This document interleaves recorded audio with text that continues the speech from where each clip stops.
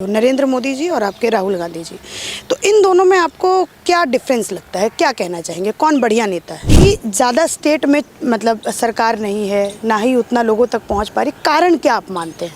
कहाँ पे चूक हो रही है कांग्रेस? सिंपल, तो 98 से अभी तक सोनिया जी और राहुल जी, इन्हीं दोनों के बीच में कुर्सी का अदला बदली हो रहा है, कोई दूसरा नहीं है। अल्पेश ठाकुर जी के बारे में क्या कहिएगा? अल्पेश ठाकुर, हार्दिक पटेल, आप, ये दो छटक गए, सिर्फ आप अकेले बचे हैं। मुझे व्यक्तिगत तौर पे उस बात का बहुत दुख है। आपके पास ऑफर आया क्या, मतलब भाजपा ज्वाइन करने? कितने का आया? नहीं, जब राज्यसभा का जब चुनाव था तब मुझे करोड़ों का ऑफर किसी ने किया था।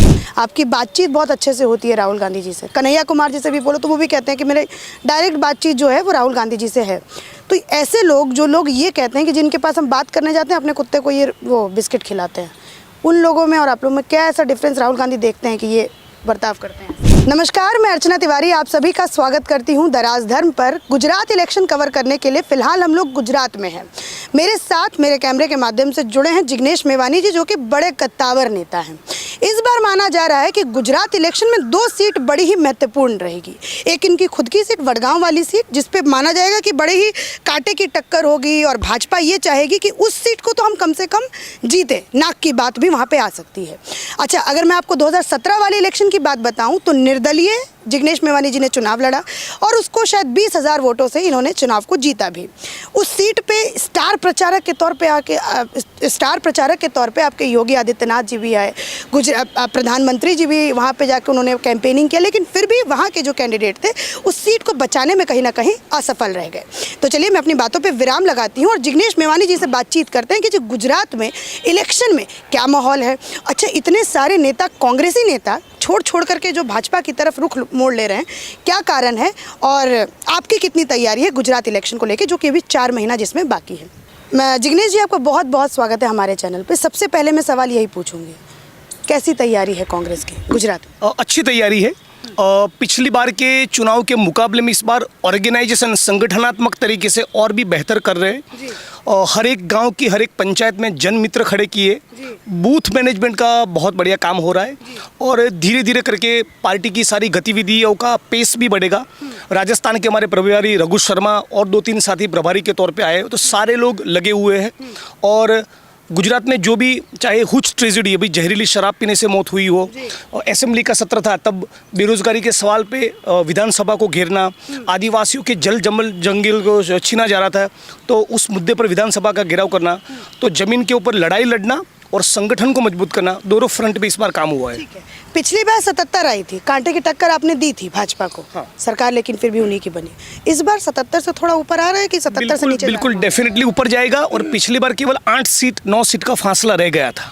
जो परसेंटेज मिला था भाजपा को वो करीब 47 था। कांग्रेस को जो मिला था 41% था। लेकिन इन पिछले 5 सालों के दौरान बेरोजगारी के कारण, महंगाई के चलते और विशेष तौर पे कोरोना में जिस प्रकार का कबाड़ा हुआ, उसके चलते जनता में एक भयंकर अंडर करंट है, बहुत ही नाराज़गी है। दूसरी तरफ कांग्रेस पार्टी ने ऑर्गेनाइजेशनली अपने आप को बेहतर किया है। कुछ लोग छोड़ के गए, लेकिन बावजूद उसके संगठन को जो मजबूत करना, वो कांग्रेस पार्टी ने बेहतर किया है। और इस बार हम लोग सारे तहसीलों में से, सारी कॉन्स्टिट्यूंसी के लोगों को क्या चाहिए उनको पूछकर मैनिफेस्टो तैयार कर रहे हैं। तो नए गुजरात के निर्माण का एक ब्लूप्रिंट लेकर भी आएंगे। तो बीजेपी ने जो किया है अब तक, उसको रिएक्ट करना, और कांग्रेस क्या करके दिखाएगी उसकी एक ब्लूप्रिंट बनाना, दोनों फ्रंट पे काम हो रहा है। आपने कहा कि इस बार ज़्यादा सीट आने वाली है। अब मैं थोड़ा 2017 में पहुंचती हूँ। उस समय तो आप लोगों के पास एक बड़ा आंदोलन था जिसके ज़रिए आप लोगों ने बीजेपी पे खासा चोट पहुंचाया। इस बार कुछ ऐसा है क्या? क्योंकि बेरोजगारी, महंगाई, ये सब मुद्दा तो ठीक है, रहता है, चुनाव में समय उठाते हैं, लेकिन इस पे जनता उतनी तरीके से अट्रैक्ट नहीं होती है। पिछली बार आप लोगों के पास एक इमोशनल अटैचमेंट था जनता के साथ। इस बार देखिए, पिछली बार कुछ घटनाएं ऐसी हुई थी, जैसे ऊना की घटना हुई तो पूरे गुजरात का दलित समाज खड़ा हो गया था। शराबबंदी के मुद्दे पर अल्पेश खड़े हुए थे। पाटीदार समुदाय को रिजर्वेशन मिले, उस मुद्दे पर हार्दिक खड़े हुए थे। इस बार हम लोगों का फोकस बेरोजगारी और महंगाई के ऊपर है। और कोई भी गुजरात में अत्याचार या अन्याय की घटना हो तो पूरी कांग्रेस पार्टी की टीम उसके पीछे लग जाती है। जैसे अभी कल ही हम लोग डिटेन हुए थे, ये जो घटना हुई और जिसमें बिल्किस बानो के जो भी बलात्कारी थे उनको छोड़ दिया गया। और जैसे कि मैंने बताया कि असेंबली का जब सत्र चल रहा था तब असेंबली का 2 बार घेराव का कॉल दिया। पूरे गुजरात में कहीं भी कुछ वारदात होती है, जहरीली शराब पीने से मौत हुई तो हमारे पीसीसी प्रेसिडेंट से लेकर लीडर ऑफ अपोजिशन, सारे एमएलएज, बतौर वर्किंग प्रेसिडेंट में सारे लोग जनता के मुद्दों के ऊपर हम लोग लगातार काम कर रहे, लड़ रहे। तो मुझे बहुत पॉजिटिविटी के साथ हम लोग आगे बढ़ेंगे और जैसे जैसे चुनाव की गतिविधियां बढ़ेगी, उसकी गर्मी बढ़ेगी, तो मुझे लगता है कि मामला और भी मजबूत होगा। अभी गुजरात इलेक्शन को भी 4 महीने हैं, लेकिन फिर भी यहाँ पे मैं देख रही हूँ कि भाजपा जो है अपना चुनाव प्रचार जो है पीछे से जारी रख रही है। फिर चाहे आपके नरेंद्र मोदी जी का यहाँ पे रैली हो या फिर आपकी अमित शाह जी का यहाँ पे बात दिखाता है। आपके जो राहुल गांधी हैं कितनी बार गुजरात आए अभी के इसे? जी, पिछले महीने 1.5 महीने पहले उन्होंने दाहोद में एक जनसभा की थी। उसके पहले भी उनका गुजरात में दौरा हुआ था। द्वारका में एक डिक्लेरेशन किया कि ब्रॉडली कांग्रेस की सरकार बनती है तो क्या करेगी गुजरात के लिए, उसका पूरा एक जिसको बोले एक प्रकार से ब्लूप्रिंट राहुल जी ने ही पेश किया था द्वारका में। तो उनके और भी आने वाले दिनों में उनके प्रियंका जी के, दूसरे पार्टी के लीडर, स्टार प्रचारक सबके दौरे हो गए और मुझे उम्मीद है कि पिछली बार से मुकाबला और भी बेहतर होगा। अच्छा, आप अगर मैं इन दोनों लीडर्स की अगर मैं बात करती हूँ, नरेंद्र मोदी जी और आपके राहुल गांधी जी, तो इन दोनों में आपको क्या डिफरेंस लगता है? क्या कहना चाहेंगे, कौन बढ़िया नेता है? आप तो गांधी जी, राहुल गांधी जी को ही बोलेंगे, लेकिन फिर भी मैं आपसे वैसे पूछना चाहती हूँ गुजराती के तौर पे, युवा गुजराती के। चुनाव हार जाना राहुल गांधी पसंद करेंगे, झूठ नहीं बोलेंगे अच्छा, और हिंदू मुसलमान का डिवाइड नहीं खड़ा करेंगे। नहीं उम्दा इंसान है, जेन्युइन है। ठीक है। दूसरी तरफ नरेंद्र मोदी जी हाँ, 4.25 साल विकास की बात करेंगे। जैसे ही चुनाव आएगा कुछ भी करके मामले को मंदिर, मस्जिद, हिंदू मुस्लिम पे ले ही जाएंगे और लाल किले की प्राचीर पर से भी वो झूठ बोल सकते हैं। ये अंतर है। ये अंतर।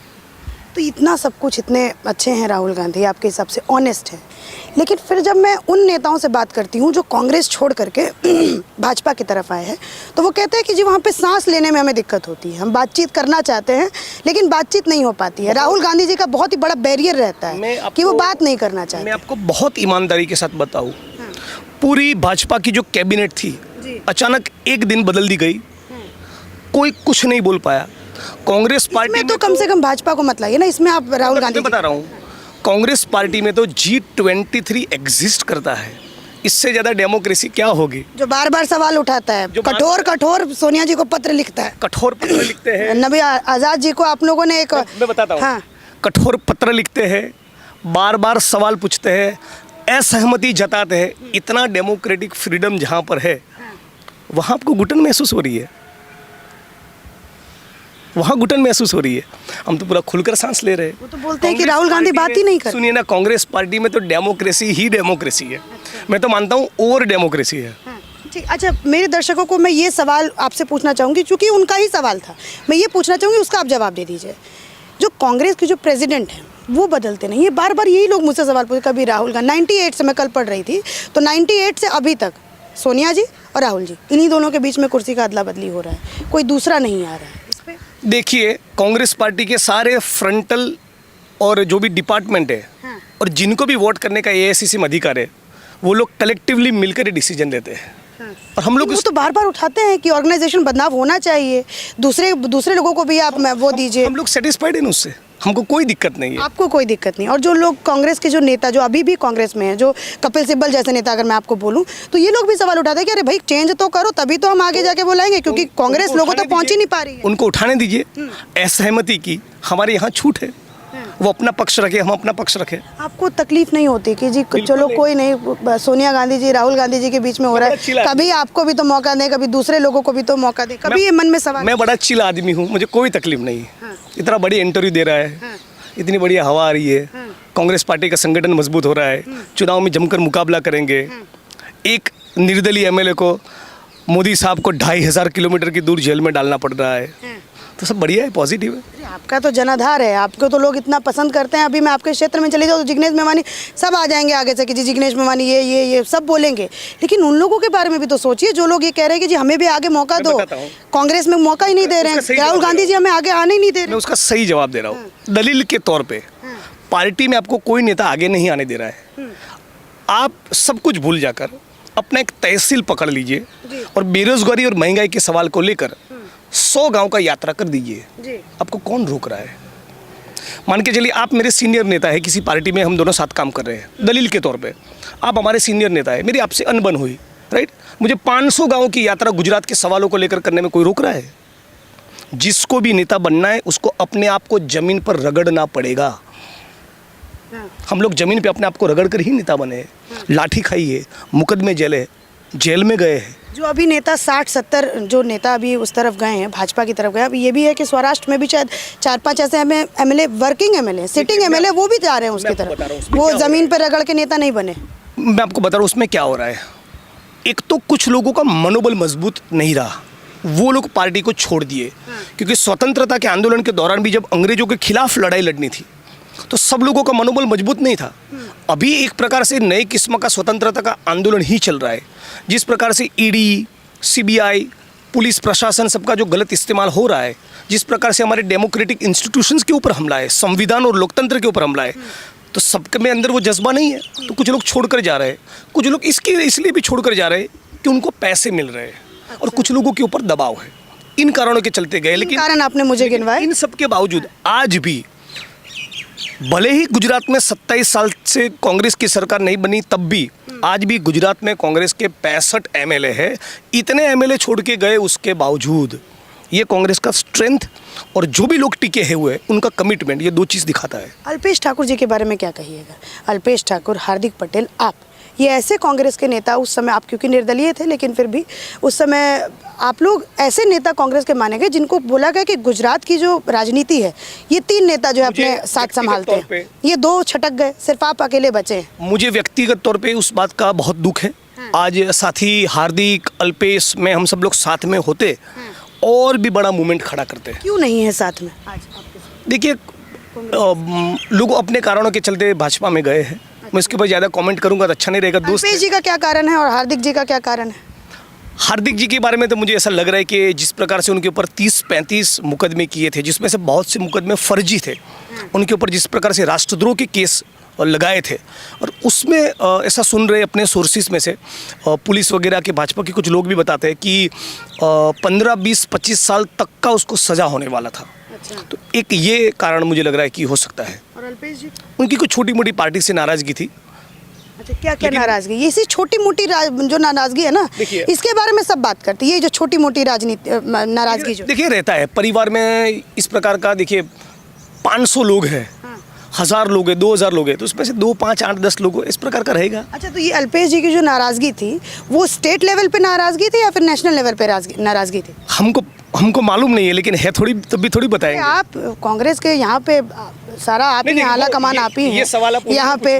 नहीं, मैं उनसे आपसे पूछूंगी ना, मैं क्या भैया क्यों नाराज कर रहे हैं आप नेताओं को जो छोड़ के जा रहे हैं? मैं काम करता हूँ, उनको पूछ के फिर आपको बताता हूँ। अभी बात नहीं हुई आपकी? छोड़ने से पहले बात नहीं किया उन्होंने कि जिग्नेश भाई देख मेरे को ये परेशानी है, मैं इसलिए छोड़ रहा हूँ, ये बात नहीं बोली उन्होंने? ऐसा है, कोई तो कारण होगा।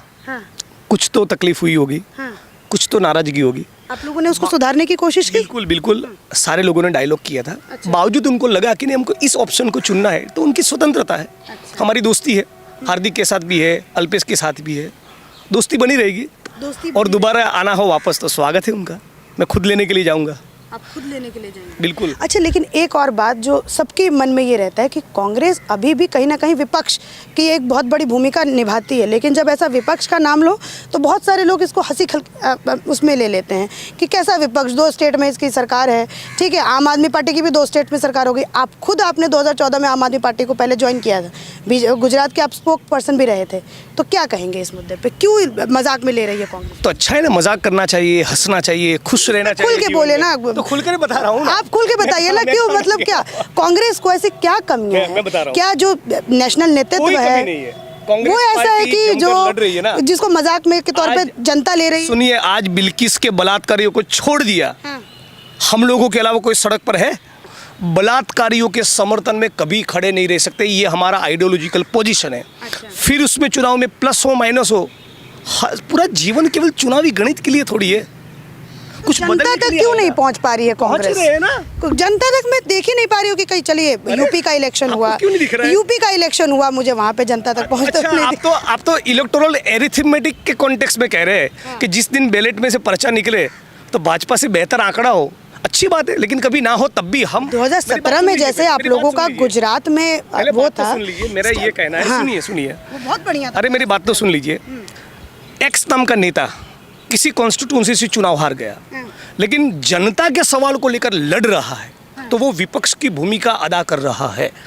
कांग्रेस पार्टी की इस वक्त पे इस बात को मैं एक्सेप्ट करता हूं कि ज़्यादा स्टेट में गवर्नमेंट नहीं है, लेकिन यही कांग्रेस पार्टी इस मुल्क के लोकतंत्र और संविधान को बचाने की आइडियोलॉजी की लड़ाई लड़ रही है, शिद्दत से लड़ रही है। जिग्नेश जी, बस एक सवाल मैं आपसे ये पूछूंगी कि ज़्यादा स्टेट में मतलब सरकार नहीं है, ना ही उतना लोगों तक पहुंच पा रही, कारण क्या आप मानते हैं?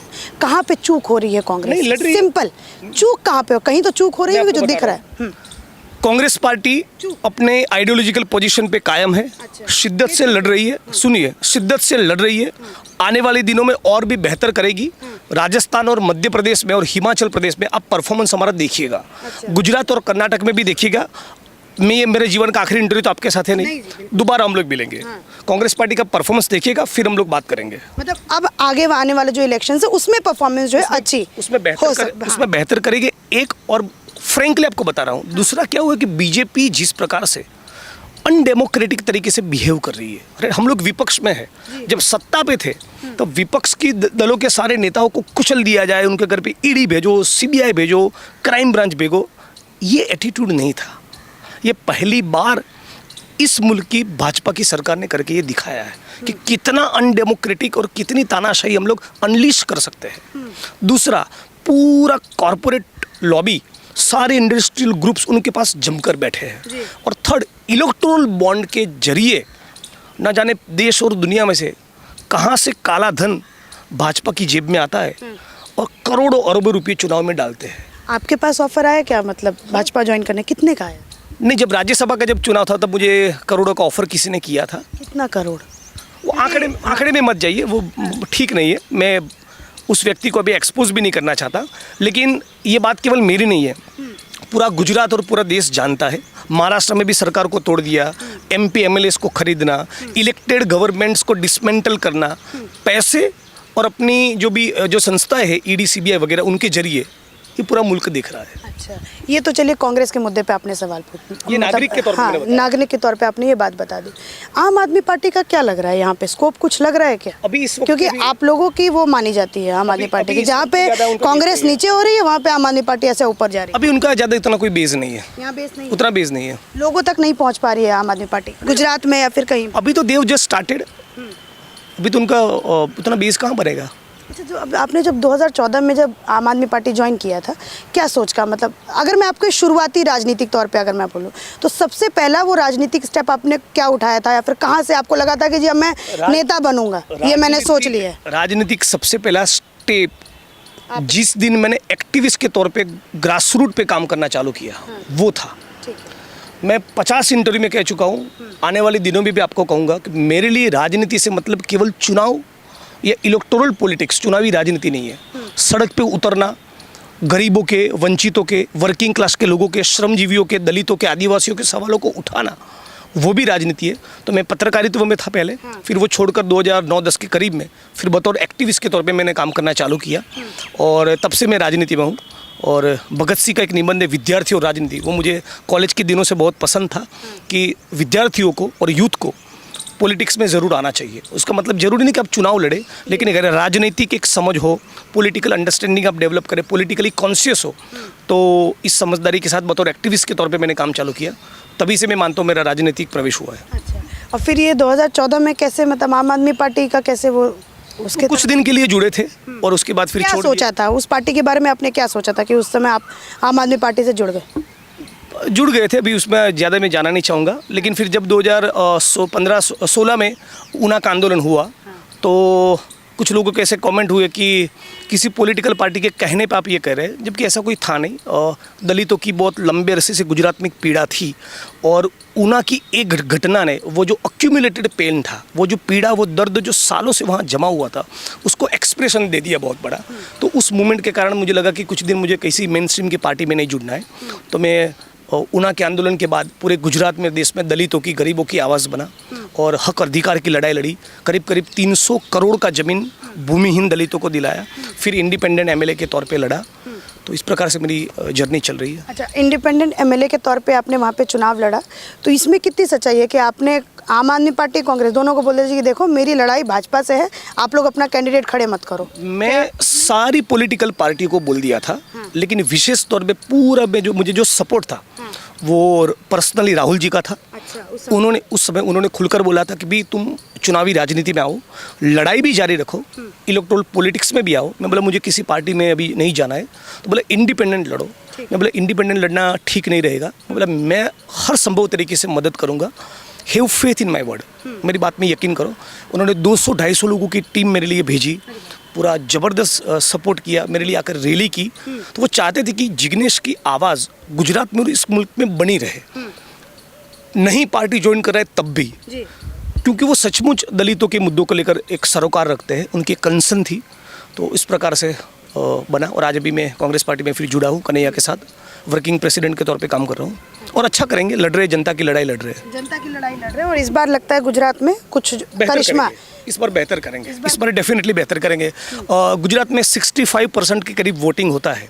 बाकी का जो 35% लोग वोट नहीं कर रहे, उनके पास पहुंचने के एक माइक्रो प्लानिंग के ऊपर हम लोग बहुत शिद्दत से काम कर रहे हैं। और मुझे लगता है उसमें से 5 से 7% भी हमारी ओर हम लोग खींच पाते हैं तो पूरा गणित बदल सकता है। अच्छा जिग्नेश जी, बस आखिरी सवाल पूछूं, कितने मिनट का हुआ है? 20 मिनट का हो गया। मैं आखिरी सवाल आपसे ये पूछूंगी, चूँकि आपने कहा कि आपको राहुल गांधी जी का सपोर्ट था, उस समय भी आपकी बातचीत बहुत अच्छे से होती है राहुल गांधी जी से, कन्हैया कुमार जी से भी बोलो तो वो भी कहते हैं कि मेरे डायरेक्ट बातचीत जो है वो राहुल गांधी जी से है। तो ऐसे लोग जो लोग ये कहते हैं कि जिनके पास हम बात करने जाते हैं अपने कुत्ते को ये वो बिस्किट खिलाते हैं, उन लोगों में और आप लोगों में क्या ऐसा डिफरेंस राहुल गांधी देखते हैं कि ये बर्ताव करते हैं? नहीं देखिए, मैं उसके ऊपर कोई प्रतिक्रिया देना नहीं चाहूँगा। किसी ने इस प्रकार का कमेंट किया तो उनकी व्यक्तिगत चॉइस है इस प्रकार का कमेंट करना। मैं इस प्रकार की प्रतिक्रिया से थोड़ा परहेज करूँगा, बचना चाहूँगा। I don't want to comment on that. जिसको लगा कि इस प्रकार का कमेंट करके थोड़ा गाली गलौज करके जाना चाहिए, तो वो उसकी मानसिकता के ऊपर निर्भर है।